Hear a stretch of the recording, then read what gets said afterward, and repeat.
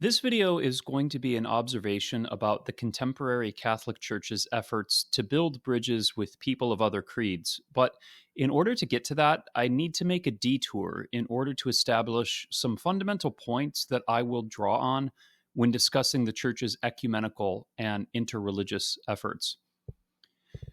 Before I came into my own in my current field of work, I spent many years in the business world, especially in sales and marketing.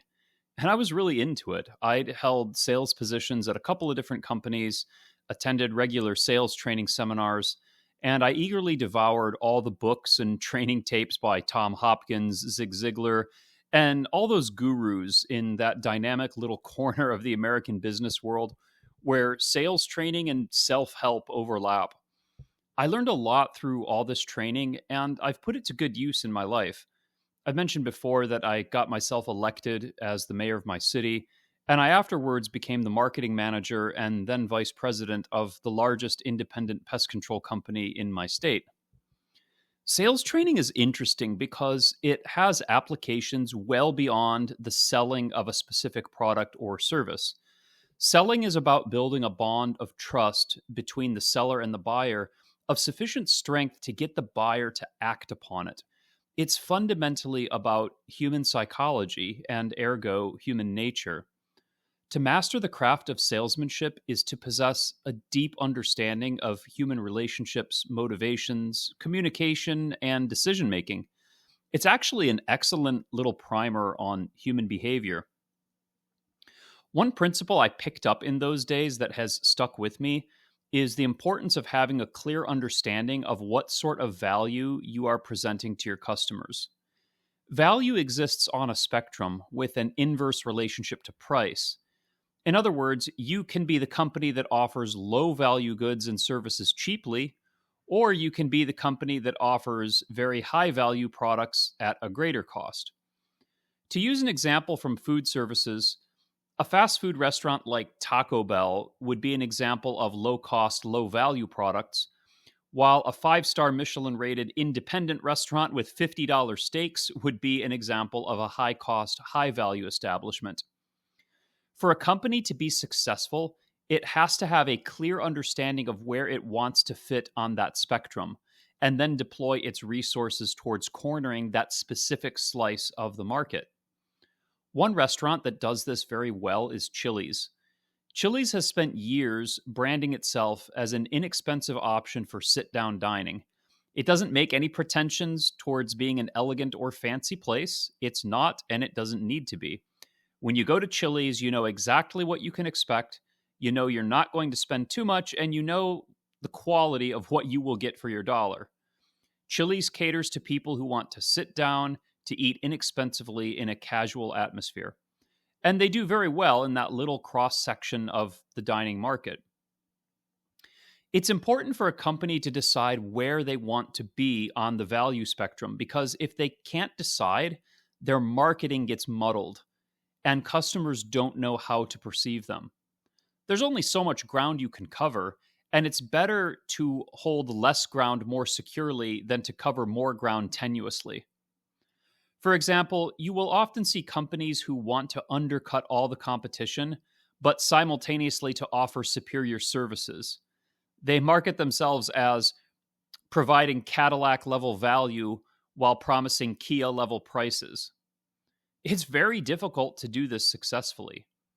You can either be the cheap company that undercuts the competition or the pricey company that caters to people with disposable income, but it's seldom possible to cater equally to both demographics. The more you market yourself as the cheap option, the less likely people are going to associate your product with high quality. Conversely, the more you market yourself as the high quality, top of the line choice, the likelier you are going to lose the lower bracket customer base. This is simply because the very tactics that appeal to one demographic push away the other, and vice versa. A company with a coherent marketing strategy isolates their target demographic and drives at them hard.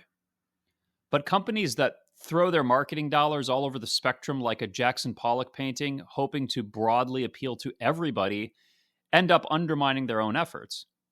A marketing pitch to everyone in general is a pitch to no one in particular, and the persuasive value of such efforts is therefore flimsy. This principle is eminently applicable to the church's outreach to people of other faiths. Different groups are distinct demographics, each with unique interests and values. Because they adhere to different ideological positions, the argument that appeals to one group may be off putting to another. Let's take, for example, the three major bodies that normally come up in discussion about interfaith dialogue: Protestants, the Orthodox, and Muslims.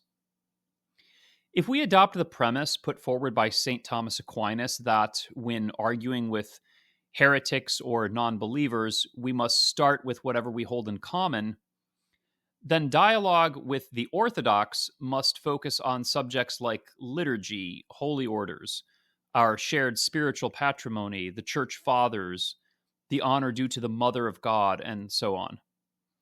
If we wish to appeal to Protestants, however, there will be an entirely different set of values that must be stressed, as the common ground we have with Protestants is different than the ground we share with the Orthodox, and the things that Protestants value are different than those valued by the Orthodox. The problem, however, is that many of the things that we would stress with the Orthodox would be off-putting to Protestants. For example, imagine an ecumenical triumph with the Orthodox, with some sort of formal reunion of the churches under their respective episcopal hierarchies, solemnized with a unified statement on the glory of the Theotokos and the triumph of the Catholic and Orthodox faith over all heresies. As wonderful as such a triumph would be for Catholic and Orthodox, it would merely reaffirm to Protestants that there can be no reconciliation with Mary-worshipping papists. The veneration of the Theotokos, whom both Catholic and Orthodox adore, confirms the worst suspicions of the Protestant and drives him away. Now, similarly, any sort of reconciliation with the Protestant world, either with the old mainline denominations or through the Pentecostal low church movements, well, this would be perceived extremely poorly by the Orthodox, who would see in this a collaboration of Westerners against the East, who would take such a union as further evidence of the heretical degeneration of the Roman Church. The ecumenical efforts with the Protestants, in fact, would serve to convince the Orthodox that whatever they believe and whatever we believe, it cannot be the same thing. Now, the Church's dialogue with Muslims, on the other hand, alienates both Orthodox and Protestants. The Orthodox antipathy to Islam is well known and needs no comment. And when Protestants see Catholic leaders linking arms with Muslims and talking about how we all worship the same God, well, such gestures simply serve to confirm the chick-tract view of Catholicism as a fundamentally globalist entity, more interested in syncretism than in the gospel. You cannot hope to win other Christians back to the fold while insisting that pagans and Mohammedans worship the same God. Conversely, if we were to stand side by side with our Christian fellows of whatever communion or denomination and boldly with one voice proclaim that Jesus Christ is the only name given under heaven by which men might be saved, we would thereby alienate Muslims and other non-Christians. Now, I understand that to some degree you have to adjust your presentation to suit your audience, and that you have to start with whatever common ground you share with your hearers. St. Paul did as much, and he said that he was willing to be all things to all men, that by all means he might save some. But this has to be within reasonable grounds. The messaging from group to group cannot be so radically different as to approach the point of incoherence. St. Paul clearly understood the nature of his ministry. It was to bring the gospel to the Gentiles, and he had a very coherent message to this end that underlay all his missionary activity. Even when he was engaging with Jews, he kept returning to this fundamental point of the new covenant's inclusivity of all peoples. This issue was at the heart of the famous rift mentioned in the book of Galatians between St. Peter and St. Paul. St. Peter extended the hand of fellowship to Gentiles when he was in their presence, but when in the presence of other Jews, he refused to do so. which prompted Paul's famous rebuke. We could say then that Peter's messaging across different groups he interacted with was contradictory and incoherent, at least in the case mentioned in Galatians. Paul, however, maintained a more consistent vision for his ministry and, in this instance, rightly rebuked Peter for failing to do so. Now, this all becomes extremely important when the church is carrying out this outreach in an institutional manner at very high profile gatherings whose proceedings are public. The Orthodox world pays attention to what the Catholic Church says to Lutherans and Anglicans. The Protestant world pays attention to what church leaders say when they are gathered together with Muslims and Hindus.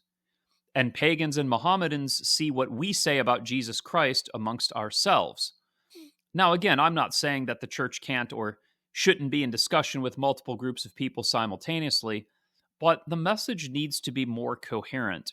And if we understand that the messaging to Group A is likely to drive away Group B and so on, then really we need to prioritize whom among these groups is it most important to build bonds with, at least at the institutional level.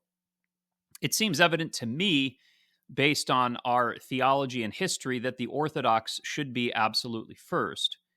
Even though there are substantial cultural and theological barriers between Orthodox and Catholic reunion, they are less substantive than those separating Protestants and Catholics or Muslims and Catholics.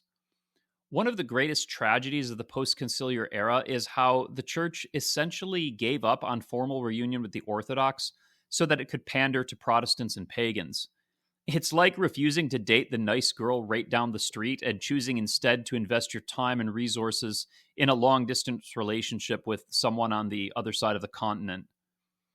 I've often wondered if any of these groups take these dialoguing sessions seriously, or if they only participate in them to humor Catholics. The Catholic Church has, by and large, abandoned the notion of formal unity, what the 1993 Balamand Conference referred to as, quote, the outdated ecclesiology of return. In its place, it substituted a vague notion of walking together, which, as far as I can tell, means something like building bonds of goodwill and understanding, but without attempting to change anyone's confessional status. Essentially, real conversion is the friends you make along the way. While our current generation of leadership might be sold on this idea, I think it's clear that nobody else is. The groups we dialogue with are much more retrenched behind their confessional lines than we are. This is why these endeavors are inherently prejudicial to Catholics. They generally fail to win anybody over to our way of thinking, while serving only to confuse Catholics about what the church believes. Now, I think the problems here all disappear if we abandon the dialogue model of interfaith outreach. We shouldn't worry so much about trying to show outsiders how much we have in common with them. It's much better to simply state what you think clearly and confidently, and then let the hearer wrestle with the truth value of those propositions. People who convert to Catholicism generally do so because they were challenged by the propositions of the faith, which forced them to reconsider their own beliefs in light of the gospel. In other words, it is specifically the otherness of Catholicism that draws their attention and pricks the heart. The church has never lacked for converts in the past, and older methods of evangelization were not discarded because they had failed, but rather because they became embarrassing. We also have to give room to divine providence here.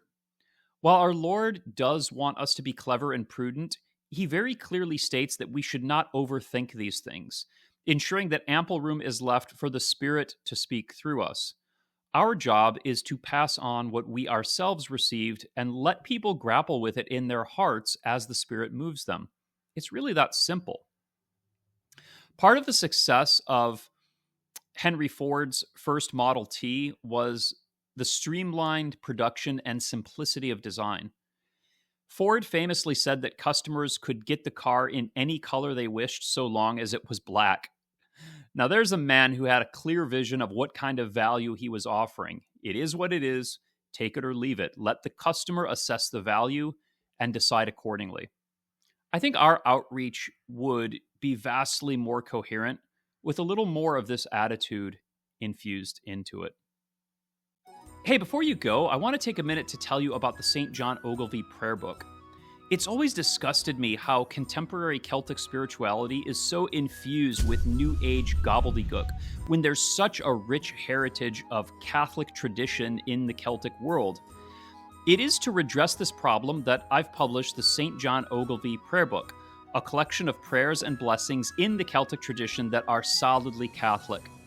Compiled by Dr. Joe Johnson and featuring an introduction by none other than the great Archbishop Athanasius Schneider, this prayer book features prayers in English, Latin, and Scots Gaelic.